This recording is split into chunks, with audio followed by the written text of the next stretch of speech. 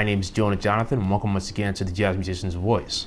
I'm speaking today with jazz pianist Orrin Evans, really one of the greats in jazz piano. Came up on the Philly scene and has worked with the who's who in jazz, and recently became a member of the Bad Plus, which is the jazz rock group. He became the piano player for that group. So we're really pleased to speak with him. Thanks for watching. Please subscribe, stay tuned, hit the like button, share it with your friends. We got a lot more future interviews coming. So, ladies and gentlemen, today I'm pleased to speak with the great pianist Orrin Evans, jazz pianist Orrin Evans. Orrin is one of the top pianists in the world, came to prominence on the Philadelphia jazz scene and then later in New York, and he produced now over 25 records as a leader, in addition to being a prolific sideman. And you lead the Captin Black big band, as well as you're the new pianist for the famed Bad Plus trio. So let's get. Thanks for speaking with me. Let's start with for people who aren't familiar with your background. Tell us about your early beginnings and how you got started in music. You're from Trenton, New Jersey, right? Yeah. First of all, thank you for that introduction. I was reading it earlier today, and I was like, wow, so I appreciate it. But there's so many piano players out there. Honestly, I look at it as just being a part of the story and the lineage. So I appreciate saying that one of the top, but I'm just excited to be one of the many people out here interpreting this music and trying to find their own voice. And that process started just, I was around music. I was always introduced to music through my parents. But honestly, it wasn't until I was maybe however old you are in the 6th or 7th grade when I decided that I really wanted to play music. And that just came from going to a school that included it was called Girard Academic Music Program. So I went to a school that included other musicians. Not even other musicians, but other kids who were involved in the arts in several ways. The school I went to was just music, but right around the corner was Kappa, where there were dancers and artists. So basically, even though that bug was in me, for lack of better words, when I lived in Trenton, it wasn't until I came to Philly and met other musicians and that were my age. So finding what I call the land of misfit toys is kind of what sparked that desire, and I never turned back. So really 6th or 7th grade. Well, Philadelphia is quite a scene. Something that I've learned more over the years. Studying history and then speaking with guys and even performing with BJ Jensen and his friend TC the Third, the singer, and learning more about the Philly scene. It's a different vibe than New York. It's more of a close-knit connection in a way with some of those players, and there's a different sound in Philadelphia. So what kind of people were you encountering in Philadelphia, and who were you listening to as you were coming up at that time? Well, first I'll say it is a different vibe, but I don't know if Philly is a more close-knit environment or compared to any other city. I just think it's Philadelphia, as Detroit is Detroit, as Chicago is Chicago, and we all find once you find your land of misfit toys, like I said, I found when I was in 6th or 7th grade. The next part is finding, your group of people. People don't like the word clique, but you find a group of people that you bond with, and it doesn't need to be based on music. You might just, really be in the Cars, and then you find out that the other saxophonist in the band is in the Cars, and then that creates, a group, and so I don't know if Philly was any more close knit than any other place, because I think some of my best friends that play this music don't live in Philly or New York. It's just you find people that you connect with, and that's part of what the beauty of this music. And sometimes the people that you connect with, if you're from Arizona, might not be in Arizona. It's once you get out there and you try different places. And I remember when someone told me, I don't go to that club because I don't really fit in there. And for me, I never really felt like that. I felt like I fit in wherever I go, not out of a egotistical thing. It's just like, I'm me. So, I'm going to be me wherever I am. And I think sometimes people mistake comfortability, because comfortability based on their inability to be open, they mistake that as a close-knit environment. And it's like, no, you just, you could be close-knit wherever you go if you're open to getting to know other people. So for me, early on, since I was from Philly, living in Philly at the time, you mentioned him earlier, but TC the Third was the person that gave me my first gig when I was 16 years old. And so from that point on, from being around Philly with Trudy Pitts and Shirley Scott, everyone was very nurturing. But then that nurturing is what said, okay, now you go over here. So then I went to New York for a while, and now I don't have to live any one place.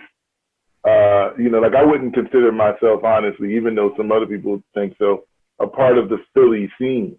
I live here. I love Philly, but I consider myself a part of the music scene, and the music that we're playing happens to be called jazz. But that's what I'm more interested in being.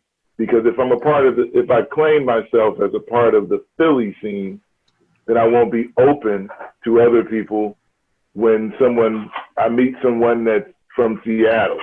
Even though I got my Eagles jersey on right now, when you get into that vibe, it's like, well, I'm in the Philly scene. No, I play this music, and I like playing with people that embody the same spirit and energy that I like to bring to my bandstand, wherever they're from, whoever they are, blah, blah, blah. But Philly was definitely nurturing from those early days on. Well, yeah, that's absolutely true. Like I said, I live in Vermont right now, but I know so many people from all over the world, and that's part of the world now. It's especially with online now, we can be connected with people all over the world. Exactly. So, you end up attending Rutgers University in New Brunswick. I went to Rutgers Newark later for jazz history, but New Brunswick in the 90s, I was recently talking with Ralph Peterson, who had formerly attended that school. Talk about your experience at Rutgers. Who were some of your teachers and some of the people you were learning from at that time? Ralph and I are a decade apart as far as Rutgers, our time spent at Rutgers. And I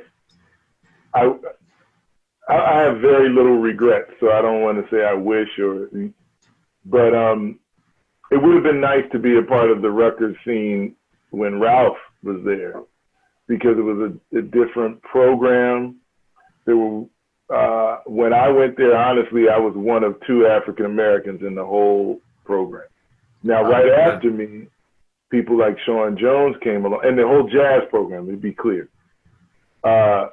but after I left, then people like Sean Jones came along and others. When I was there, a great piano player, Brandon McCune, was there, but Brandon was not even a music major, you know, so he lived on an entirely different campus. So it was, honestly, it was rough. It was rough for me to really dealing with being one of the few on the campus, you know? And so I would go back to Philly a lot. I would go back to Philly and hang out and play there. And ultimately, I think that's why I left. I didn't graduate from Rutgers. There were some great teachers there. I loved every moment I had with Kenny Barron. Ralph Bowen, who became a really good friend, was just starting out as a professor at that point there. Larry Ridley was there at the time, Ted Dunbar. So I caught the tail end of that program, and really enjoyed my time with those people. And you know, some of them we've lost, but I really appreciate what I learned from Ralph Bowen, one as a theory teacher. Kenny Barron, our lessons weren't so, you know, pianistic. It wasn't like I sat down and we're going to deal with this and this. It was more playing and talking and just dealing with life, you know. And whenever he would go on the road, Joanne Barkeem would come in and sub. So that was really a good time, just getting a chance just to hang with those two great pianists.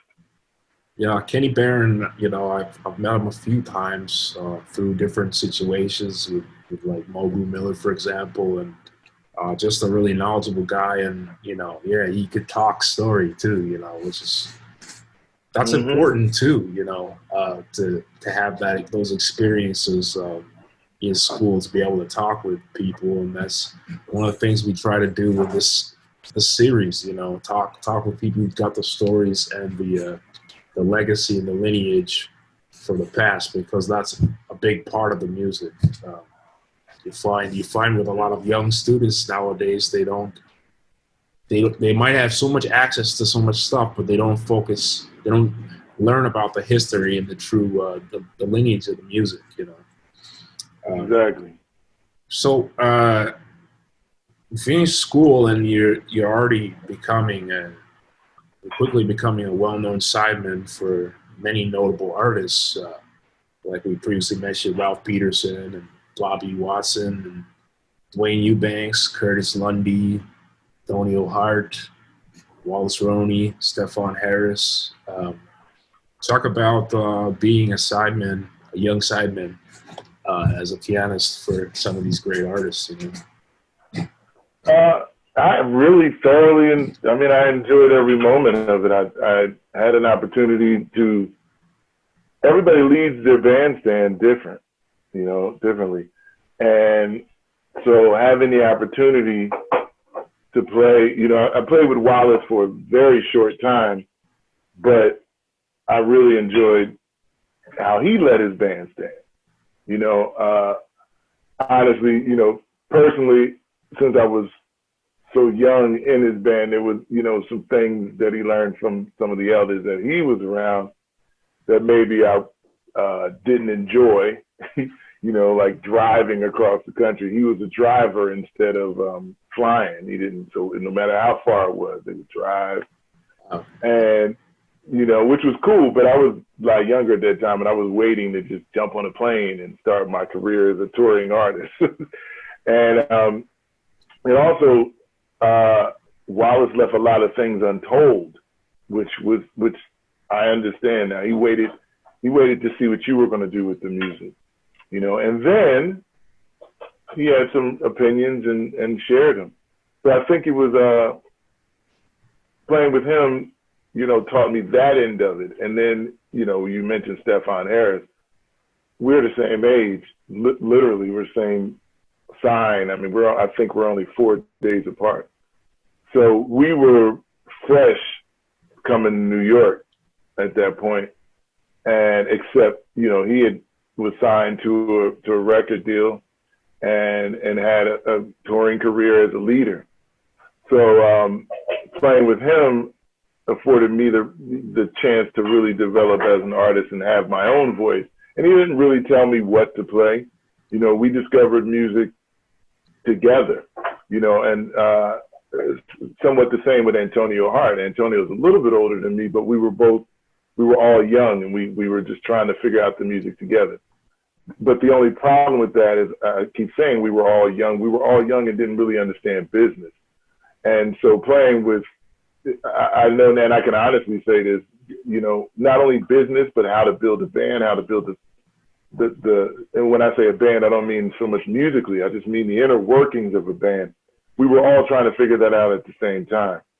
So there were things in playing with both of those gentlemen that now we laugh at, you know, or we even, you know, I haven't talked to Stefan in years, but when I get a chance to talk to Antonio, we laugh at some of the ways we used to travel, or some of the things Antonio would say to his band members that he would never say now, you know. So developing as a sideman in early New York was totally different when I was playing with my peers like Antonio or Stefan Harris, different than when I was playing with like Wallace or Hammy at Blewett, or some of those people. I got different lessons from both of them, you know. Yeah. But the lessons that I will always carry with me were from those ones that were much older, and, you know, like Hammy at Blewett had a substantial career by the time I started playing with him. So, you know, I learned a lot. And we didn't play together that long, but he was one of the first gigs I had when I moved to New York. Yeah, wow. I mean, like, yeah, it's true. Like, especially like for younger musicians, you learn a lot from your peers, but you also learn from the elders, and everybody has different experiences. Yep. But, you know, talk about the New York scene when you did arrive. Like, what were the places you were hanging out in New York at that time, you know? When I first moved to New York, Sweet Basil was still open. And honestly, I couldn't hang much at all when I first moved to New York because I couldn't afford it. But what I did do was learn who the people were at the doors, learn who the managers were, just, you know, let them know I was around so then I could probably get in, which is what I realized a lot of New York. The new New York isn't doing that as much. They're not trying to really get to know the people that you need to know. You know, they run in New York and it's like, oh, I want to meet such and such, you know, whoever is a well-known jazz musician. I want to meet him. Like, okay, that's important. But if you want to go hear some music, you need to know the guy you need to know, you know, who sits at the door at the Vanguard, who sits at the door at Visiones that doesn't exist anymore, but that was another place I used to hang. You know, and in Brooklyn, there was Up Over Jazz Cafe. Where else? I said there's Smalls. Smalls was just opening at that time. Honestly, didn't go to the Vanguard that much because I didn't know anyone to get in there. So I would go when I knew my friends were playing there, or we'd sneak in the back door. But I didn't really, I couldn't go to the Vanguard too much because I couldn't afford it. But then up in Harlem, there was Lennox Lounge and other little just small places, you know, St. Nick's Pub. St. Nick's Pub. I was there. Yeah, you know, so it was different, you know, but I had a family early on, so I went out not even a year after I was in New York, not even a year. I had different priorities, so I wasn't hanging as much, you know, and it wasn't until we moved back to Philly. Ironically, when we moved back to Philly, I hung more in New York because the infrastructure was in place here, you know, as far as daycare and people who could watch the kids. I didn't have that in New York. So I came all the way back to Philly to be a bigger part of the New York scene, if that makes sense. I had to come back here in order to do that. Yeah, you speak on a lot of good points. You know, I know what, like myself included, I mean, know people who live out of New York and make the trip to New York or wherever they want to go. and are able to get a lot more done than living in a very expensive city that's not always together. But another thing that you really touched on, like that was useful to me, like for example in school, was having that connection with someone like Mogu Miller, because any show he'd be playing, he would get us in for free, and we would meet those people and get into those shows that we normally wouldn't be able to afford, you know, because to get to that stuff, it's important to have those small connections, you know. But I mean, you quickly developed, because you know. Let's talk now about your time as a leader. I mean, you're prolific. You've put out, you know, so many recordings, over 25 recordings, and so talk about recording as a leader, and then later you created the Imani Records. So we can speak a little bit about that as well. Well, honestly, you know, when people say how many records I have out, you know, and they say, "Oh wow, you," that doesn't mean I had anything to say every year. It just meant that the label I was on at the time, which was Crisscross Jazz, wanted a record every year. So, and I wanted to pay the rent at least 1 month every year. So I did a record. But I look back and if the situation was different, where I could have done a record and then toured for 2 years, you know, worked on a project and it came, that would have been great. But that wasn't what I was doing.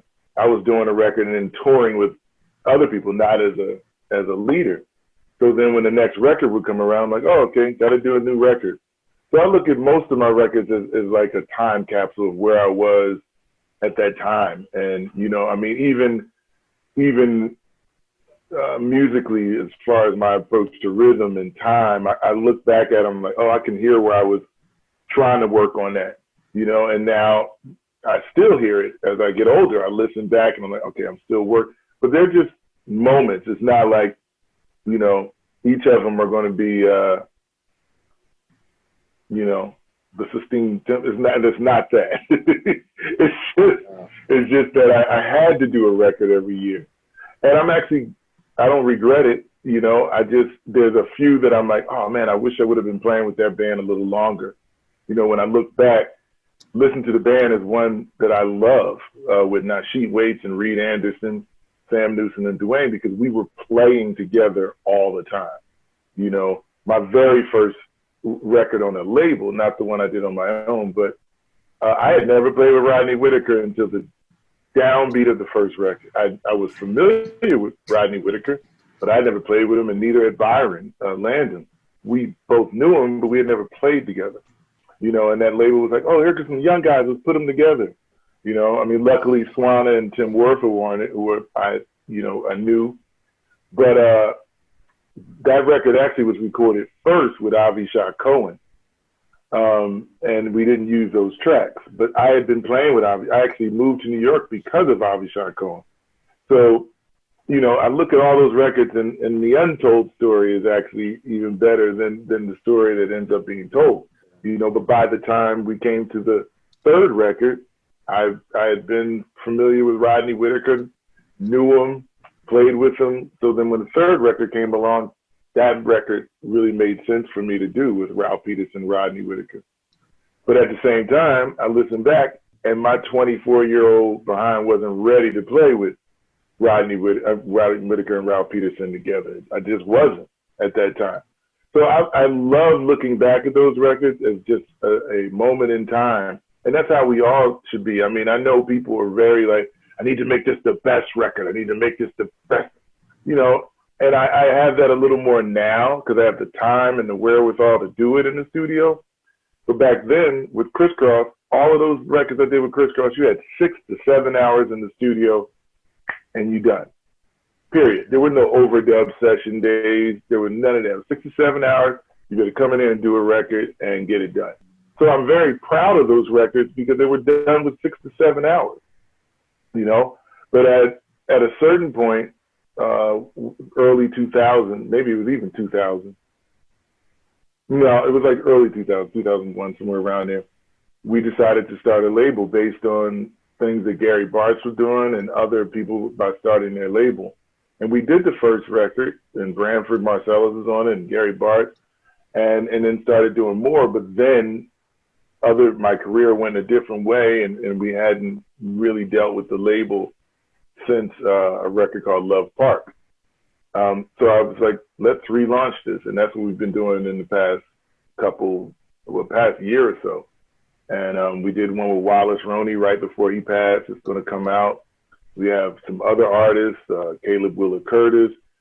Luke O'Reilly is working on one, a pianist, and J.D. Walter, a singer. So, and John Michelle, bass player. So we've just been doing different things now and creating opportunities for other artists and not just me. But I'm careful of saying, like, because I've done 25 records, you know, they're all great. You know, no, hopefully they've gotten better over time, and you know, and they have, you know, definitely. And with the help of different labels, when I was on not Fresh Sound, when I was on Positone was pretty much like being on Crisscross. You got 6 or 7 hours, you do a record, and then you had a narcissistic producer who told you how your record should sound, and that wasn't an enjoyable time for me being on Positone. But now, along with Imani and Smoke Session Records, I'm on a label now, 4 or 5 records in, that we respect each other. You know, it's not a bunch of money coming from the record label, but we respect each other, and he helps find the best me, which is what a good producer should do. You know, find the best in the artist. So now I'm excited to do things on Smoke Session, and even more excited to leave the opportunities for other people to do things on Imani Records. Yeah, believe it or not, you know exactly what you're talking about. Like, you know, some people ask me why I haven't released a record yet. I just remember speaking with like Ron Carter or Mulgrew Miller, and they said, yeah, a record is a time capsule of your playing at that time. It shouldn't be about the promotion or trying to get tours and stuff. I just remember like Mulgrew talking so much about, yes, he's been on like hundreds of recordings, but he's more interested in how he sounds on the bandstand, you know, and it's a capture that, and what you find with a lot of these young players is like, yeah, they got to put out their record, put out the record.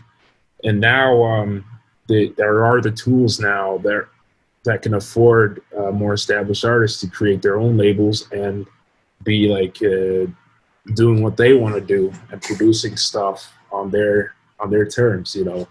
This is what you're doing. This is great, you know. We also have to realize that times have changed. Yeah. And times will continually change. And the record business has completely changed. You know? So when Ron Carter was doing all of those records that I love early on, it wasn't like, do your record now, go on the road and take the Ron Carter band out on the road. He was still playing with so many different people. It was like 3-hour session, you know. Exactly. And those records were a moment in time, you know. Yeah. Mulgrew too. Mulgrew was doing so much, but when those early trio records came out, he was on the road with everybody. So he wasn't touring the Mulgrew Miller Wingspan. You know, I have some early recordings of Wingspan that are amazing. But early live concerts. But he was also on the road doing other things, you know. So now it's like, oh, let me get my record out as a leader, you know, and then let me get a bunch of gigs and try to go on. It's a different thing, and you always have to be able to adjust with the times. I mean, we're living in it right now, you know. Yeah. Well, speak to us a little bit about the Captain Black Big Band. I mean, you're an award-winning group, and leading a big band and recording with this group, and you know, that's a task. You know, I've been in arranging courses, and it's quite a lot of work to get arrangements of pieces together and really perform them. You know. Well, I'll go backwards and talk about that first. Well, as far as the arranging, early on, I wasn't doing any arranging for the Captain Black Big Band. I think for the first record, I had one tune on there, Jenna 6. And that wasn't even per se an arrangement. That was the one we made up on the spot all the time. It was different every time. I called on, what happened was I came back from Europe in '07 doing a project in Portugal, and I was asked to lead a big band.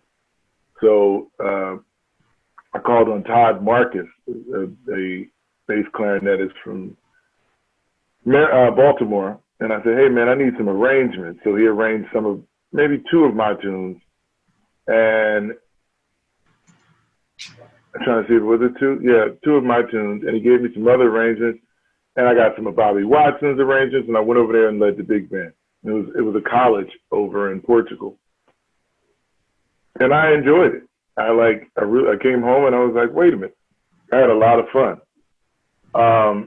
And I came home from that tour.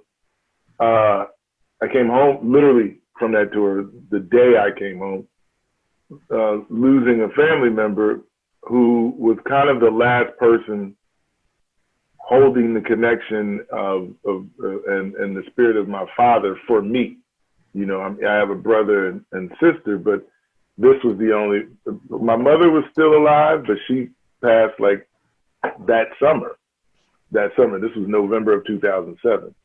So honestly, I started seeing, I don't know if this might be a reference that is too old for some people, but and it's not even that old. But in the movie Back to the Future, at the end of the first one, he has to make his parents kiss and fall in love, and he went back in time, and all he had in his pocket was this picture of him and his sister and his brother. But basically, he hadn't gotten his parents to fall in love yet when he went back in time. So everyone was slowly disappearing in the picture he had because they didn't exist. So when I came home that November, I had made it a point to not disappear. And the big band was an opportunity for me to continually talk about my father, because it's named after my father. Captain Black was a tobacco that he smoked. So that's where that name came from, and that's where the impetus to start that band. It was like, I need to do something that was, you know, going to continually feed my soul, you know. And oddly enough, that happened in '07, but I didn't start the band until '09. And so my mom never got to see the band. So it was just like everything was fading away, for lack of better words. And this was my opportunity to keep the band going, you know, or to keep me going, you know what I'm saying? Yeah. And so we started playing every week at a club here in Philly, and it was great. You know, I didn't really think it was going to turn into anything. But in 3 months, I was like, man, we got to record this. So I invested my own money and recorded it. And the first one came out on Positone, but I invested it and recorded it and put it out, and I invested my money and did the second one the same way. And Positone helped me put that out. And then came along Smoke Sessions. And the band has changed, you know, as far as personnel. Originally, it was supposed to be a bunch of Philly musicians, but it just didn't turn out that way. It was supposed to be University of the Arts and Temple students, and I didn't get as many calls as I, you know, thought I would from some of those students. So I ended up, it was funny, you know, people from New York were calling me. That's where Todd Bayshore, Stafford Hunter, and they said, hey man, I'd love to come play in the band. And I was like, oh, cool. Frank Lacey, everybody was catching the bus, getting in the car, coming down weekly to perform in the band. And it was just them wanting to be there, you know, and it developed into, by the time we ended playing at Chris's, it developed into something that was not a New York band or anything else. It was just a universal band. We got people from Seattle, there's people from all over, you know, Pittsburgh, California that are in the band. And I mean, of course, the bass is in New York, but the band has been all over. You know, I mean, this band is from all over. You know. Well, you know, we'll talk more about we'll talk more about the Bad Plus soon. But on this topic of like this of you know, such a personal topic, important to you. I know you're a very proud Black musician, and you make no apologies for that. And you're a successful role model to younger generations. Talk about, you know, the spiritual aspects more of the music, and you know, you're a family man, and you've got everything together. So talk about that development and that in these times. It's actually a very positive thing, you know. You're a successful guy, you know. Appreciate that. I don't know if I have everything together. I'm working on it day by day, you know, as we all are. And it's, for me, it's just what I grew up around. There was always people who we loved around, and it's not for everyone, you know. When I say it's not, I mean it's not as far as even being a part of the village is what I like to call it. It's not for everyone. There's, you know, you ever throw a party and there's that one person that says, how many people are going to be there?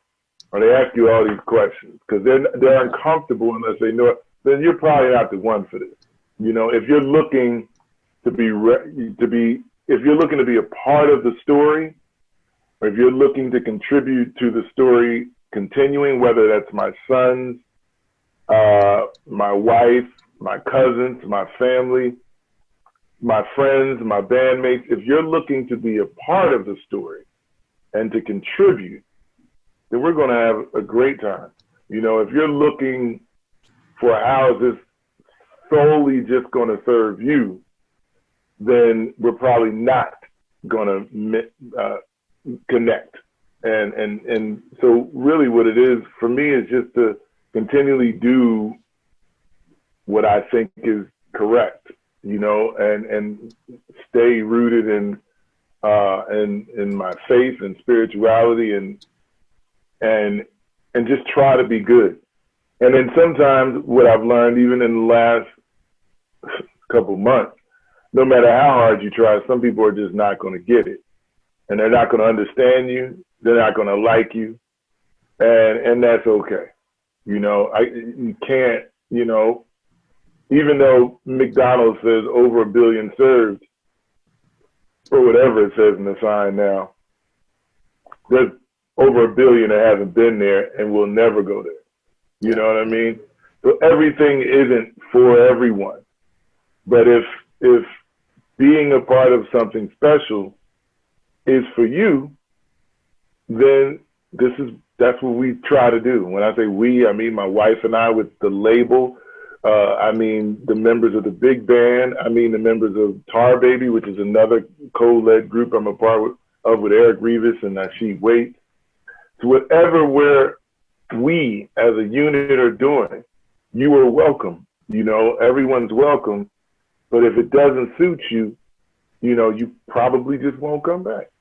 You know, And that's kind of, I don't know if that directly answers your question, but that's what it's about. I mean, I say the same things to my sons are older now, so they're 27 and 22, and they're becoming men on their own. So go do your thing, you know, whatever that thing is. And you know, you can always come back here, not to live, but you know, you can always come back here and talk and hang and we're always here. That's what it's about for me. It's almost just having that place where everybody, that safe place. Yeah. Well, now, yeah, I did mention we'll talk about the Bad Plus, and you are now the pianist for them. It's been a couple years you joined and you replaced Ethan Iverson. I remember in the early 2000s when I first was getting into jazz, I remember those records were heavily promoted in a lot of stores, CD record stores, bookstores, all that. Bad Plus is a great group, and So talk about replacing Ethan Iverson and talk about working with this group. It's a pretty well-known group, so you're probably able to tour quite a bit with them, right? Yeah, and we're looking forward to doing another record soon. Actually, in the next month or so, the third record that I'll be a part of. But if anything that I've realized from being well-known is relative, you know, just like good food is relative. Because when I joined the band, honestly, there were a bunch of people who, you know, because the Bad Plus had never come across their table. You know, some of the older jazz musicians who we hadn't had a chance to collaborate with, and then hopefully we're doing more and more, but weren't familiar with the Bad Plus. So joining the band for me wasn't just about music. It was also bringing some of my audience, for me, to them, because I really had I have the utmost respect. Let me say it like this. I had the utmost respect for the Bad Plus before I joined it, because they were friends. Reed Anderson was actually in my wedding, and I knew Dave real well through Reed and Ethan.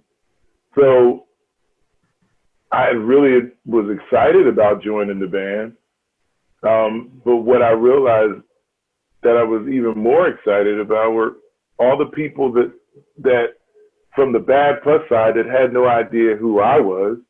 You know, there were tons of people, it still happens, come up to me and says, "Where did they find you?" And I was hiding for the past 25 years. Well, so, but then there's other people that come up to me and say, "Man, I hadn't checked this band out until you joined." So I think what was, for me, the best thing about joining the Bad Plus was the opportunity to bridge the gap. And that's a gap that some people didn't even know were there. It was there. I don't even know if everyone in the band knew it was there, because you're touring, you're working, you're making a bunch of money, you're on the road. Well, making a bunch of money is relative too, but you're on the road, you're touring, and you're like, "Oh man, everybody knows who I am." And then you come out, it's like, "Oh no, this person," I remember, you know, Buster Williams, talking to Buster Williams, like, "I've never heard of him," but now he has, you know? And so bridging that gap was really important. I remember we opened, or we did a double bill with George Cable and Gary Bartz once at the Charlie Parker Jazz Festival. And it was great just to, you know, some of them had never heard the band before. Lenny White was in the band. He had never heard him before. So I if anything, I'm glad. I mean, I love Ethan. I still talk to Ethan from time to time. I'm glad that opportunity afforded itself for me to just bring people over there, and for them to bring other people to me too, as an artist outside of the Bad Plus. Yes, and you know, at this time, I remember speaking with Ralph Peterson this last month. You guys are touring and traveling in this coronavirus time. You're still playing, so let's talk a little bit more about, like, you know, navigating the uncharted waters of coronavirus and making it right now as a musician, and dealing with. I also see you do a lot of the streaming. Like with the festivals and stuff. So how are you affected by the coronavirus? Well, one, you know, I've never been home this much in my entire life, at least since my entire life as a jazz musician. So it was an adjustment at the beginning, and it's still adjustment now. But once the weather changed, there were many more opportunities to do things outside. I've done more studio work, working on things for Imani Records. The Stream, Club Patio, was an amazing thing to work on, but I'm not doing it anymore. It's too cold. But I'm maybe switch it into an indoor venue. We'll see. The streaming thing is a difficult thing, because it was great in March, April, but by the time the sun was out and it was nice outside, the streaming thing just isn't, you know, people aren't at home wondering what to do. But I see it changing. As soon as it starts to get cold, there'll be more opportunities to do some more streaming concerts. But we're also going to have to figure out how to really deal with this legally, you know, and publishing and mechanicals. This is uncharted, really uncharted territory. You know, when websites first, talking about Ralph Peters, he was the first person I knew that had a website. When everybody started having a website, he was the first one. And we were in Greece, and he would show everybody his website. I was like, oh man, what are we going to do? I got to get my website together. So that was a 10-year thing of everybody worrying about, but then it was something different. Now, you know, and streaming is something different. But the key is, you know, some people say, yeah, how have you adjusted to these times? I just want to continually adjust. I just want to be flexible. You know, each thing that comes up, I'll, you know, if this is for me, I'll try that. You know, streaming isn't for everyone, you know, and I understand that. Some artists don't want to do that. Teaching on Zoom isn't for everyone. You know, I started doing that early on, and I don't mind the interviews, but the teaching piano is kind of difficult on Zoom for me. And you hear somebody, it's like the delay and all that. And I wasn't really interested in building a studio to be able to do it. And by building a studio, I just mean buying the right mics. I didn't really want to do that. So right now, I'm just trying to find more time to record, to write, and figure out what the next step is. I didn't realize it after Club Patio for 8 weeks. It was about 8 with May, a little longer than that. After doing Club Patio for that long, I have to be honest, this Sunday was the first Sunday I was like, wait a minute, what am I going to do now? You know, so luckily I have a couple gigs, you know, 2 or 3 gigs each month, and Ralph and I just played together last week. I'm playing this weekend, playing tomorrow, little gigs. I'm just trying to maintain and find the best way to do what I can do and stay safe. And it's really a hard thing to do, because even though you think this is your safe space, meaning hanging with musicians, everybody deals with everything, you know, differently. So it's like, okay, this is your buddy, the bassoonist that you love, but you don't know, he may be out in the street hanging out without a mask on. So when he shows up at your gig, you're like, oh man, I love him. I haven't seen him in a while. So it's really just trying to figure out how to navigate all this and stay safe and this is one time where I have to do something I don't like to do, and that's keep my circle small. You know, I'm not a big fan. I like big gatherings and big things, but you know, I for 2 months I just played with Jason Brown. You know, it was like, that's all, and Madison Rath. We were just us. You know, then things started opening up, and I called some other people. You know, it's just, there are no answers to this situation we're in right now. It's just figuring it out and being flexible is pretty much what I'm trying to do. You know, a lot of what you talk about, it's totally true. I mean, here in Vermont, people are pretty safe with masks and stuff, and that's one of the reasons I'm up here right now. But as far as streaming is concerned, you know, I keep talking about this, like I'm trying to get it together. I'd like to create my own, like, website where I get all the clubs in one place, you know. But I just saw that Zoom is implementing new features where they want to be charging ticketed shows on Zoom.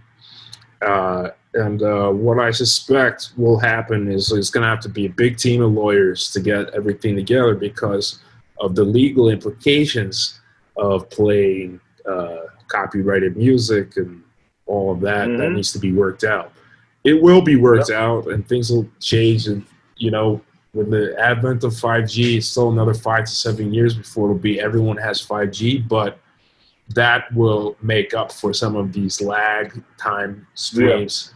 And we will see those changes happening over this time. This is like the beginning stages, but it'll be, hopefully at some point we can actually see like all these gigs from the comfort of our home on a screen, live gigs, you know, and if we can do it right. Not.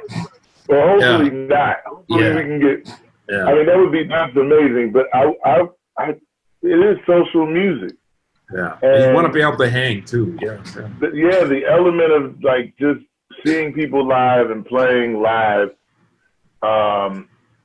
is something we need to figure out. You know, I mean, and that's not, I mean, when I say we, I mean the world, not the jazz community. I can wait to as far as getting on planes and traveling. I'm just not as, I'm not running back to that right away. I'm looking, I enjoyed it, but I understand I don't need to run right back to that. Yeah. But I do miss the camaraderie and the community. Yeah. And no matter how well we get the streaming going, the people, you know, I've done a few streams where there's no audience and it's just weird, you know, because the applause that feeds us, you know, everything. So at this point, the best thing to do is vote. And then let's talk about this after we get through that. Yeah. Well, Orrin, you know, thanks so much for speaking with us. If you have, for the final question, you have one piece of advice you want to instill on the younger generations who would like to follow in your footsteps, maybe especially on piano, what advice would you give? I mean, basically what I would say is to just be comfortable in your own skin. Be totally comfortable in your skin. And there was a teacher friend of mine, good friend of mine, and he was teaching at-risk kids. And I use this all the time. And like in the classroom, it was like people would, you know, it was either armed robbery. Some of them were in there for murder, but not really. It was more so misdemeanors and minor stuff. He might have one kid that, you know, and because he taught in the prison system and then he taught at-risk kids in this special school. And he wrote the word plan on the board. The first day of school, he just wrote the word plan. And when all the kids came in, he asked them to tell him why they were there. So the first kid's like, well, you know, I got caught doing, you know, selling drugs, whatever. All right. So then the next one is like, well, I stuck somebody up, you know, blah, blah, blah, whatever. And the reality is, he said back to them, no, the reason you're here is because you didn't have one of these. And he wrote, like I said, the word plan on the board. And basically, that's what a lot of us don't have. We go to this school and it's like, oh, I'm gonna learn how to play my instrument. I'm gonna transcribe all of Charlie Parker solos. I'm gonna transcribe all of Coltrane solos. Blah, blah, blah. Then you graduate and you're like, now what? So what was your plan? Just to be the best on your instrument? That doesn't generate income, you know, not anymore. It's like, what is your plan? And your plan can be different than any, so just walk in the path that you feel comfortable in. And for me, it was like, okay, well, if I don't do this, I'm gonna do this. I like to produce. I like to manage. I like whatever I gotta do. You know what I mean? But it was my plan. And nothing else in the world can you do without a plan. If I wanted to open a candy store and I wanted to go to the bank and get a loan, I'd have to have a business plan. This is what I'm gonna do. You know, we don't really have to do that as instrumentalists sometimes or musicians, because it's just like, all we're going to do is play. But there's more to it. How are you going to play? If you're going to have a family, how are you going to raise your family? If you want to get married, how are you going to contribute and be be a part of the household? You know what I mean? How are you going to really do this? Just playing is not going to do it. So playing is a huge part of it, but you need a plan, a key plan. And we're going to see the ones who didn't have a plan or we're not going to see them anymore. Once we get through this, you know, you're going to see some of the people I went to school with where I was like, man, it was great such and such, great guitar player, great whatever. Well, probably some of those people we'll never see because they didn't have a plan for when something like this happened. You know, what else can you do? So the advice would be to just have a plan. Yeah, you're absolutely right. You know, one of the things that you learn over time, like, you know, scheduling your time, schedule out your time, focus on spirituality, exercise, focus on reading books. There's other things to life than just music, jazz, you know? Yeah, and even the elders like Miles or Ron, they would do golf or boxing or stocks or Wall Street or whatever, you know. So that's definitely you have to have the whole picture. You can't just do one thing. You've got to have the balance. Everything is balanced, you know. Exactly. Yeah. Well, you know, thanks for speaking with us, and you mentioned your future projects coming up. What's the best websites and social media where people can check you out? Well, definitely my website is OrrinEvansMusic.com. I haven't been updating it that much during COVID, to be honest. But you can definitely find me on Facebook. I have a fan page and my regular personal page. Or Imani Records Facebook page is my label. So there's many ways to find me out there and keep updated, you know, as to what's going on. All right, Orrin. Thanks for speaking with us. Thank you, man. Talk to you soon.